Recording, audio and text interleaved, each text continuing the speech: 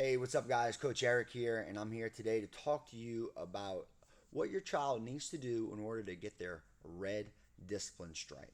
All right. So either it's based off of their belt color, right? White, yellow, orange, green, or if they're in the Junior Warriors Intermediate program and they're on the IBJJF belt ranking system, they're going to do it by a cycle.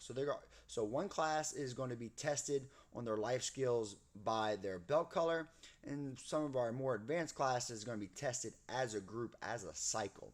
All right, so let's talk about what's required for the red discipline stripe. All right, so the first thing that's required for a white belt is that your child has to be able to put their shoes in the cubby. All right, and so part of having discipline is, hey, picking up your things, placing them where they belong, and instilling that habit of the, hey, man, I can't just throw my things everywhere. All right, so it has a lot to do with taking pride in your possessions, taking care of your stuff, and storing things nicely and neatly, and being considerate of other people. So white belt, red discipline stripe number one, you got to go ahead, put your shoes in the cubby. Pretty easy, right? So for the yellow belts, they have to reply yes ma'am, no ma'am. And this was something that was always instilled in me when I was a young child. No matter what, in every situation, I'm always replying yes sir, no sir. And hey, it's South Louisiana, so we can go ahead and throw in a ma'am in there. So also we have the options. We may switch it up sometimes. We may go ahead and make a mess in class, and we may ask them to help us pick up after themselves. Okay, so we may switch it up a little bit, but that's for the yellow belt, red discipline stripe. Now, what about the orange belts? All right, so it gets a little bit trickier here. Our red discipline stripe, these guys have been with us for probably over 8 months, or at least over 5 to 6 months. All right, and so what they're going to do, they have to complete 3 chores at home. All right, now here's the deal. They have to walk into class with the chores that they did written down on a piece of paper. They cannot come in and say, oh, well, I fed the dog, I did this. No, no, no. They have to be, it requires some forethought. They have to go ahead and they have to write it in and walk into class and hand it to us.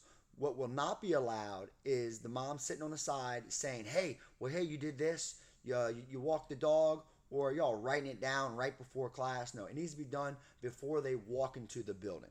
All right. Green discipline stripe, the green belt, red discipline stripe. They have to be able to tie their own belt. Now, there will be exceptions to this. Some kids just naturally, depending on their age, they just don't have the gross motor skills to do it yet, and that's fine. So what we'll do is we'll kind of help them along. But at that time, as a green belt, we'll ask them to tie their own belt. Okay.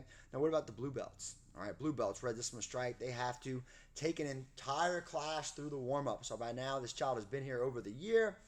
He's pretty familiar with the warm ups, and so he's going to go ahead and use some of that discipline he's acquired over the years, and he's actually going to take the class through a warm up. So whether it's jumping jacks, squats, we're actually going to have them come up, and they're going to lead the class.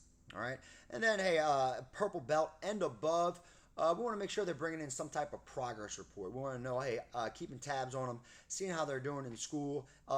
If it's during the summertime, they can talk about, or they can bring in maybe a book that they're currently reading right now. So we just want to make sure that, hey, either they're constantly reading something, or that their grades are above par in school. All right, guys. So that's our red discipline stripe.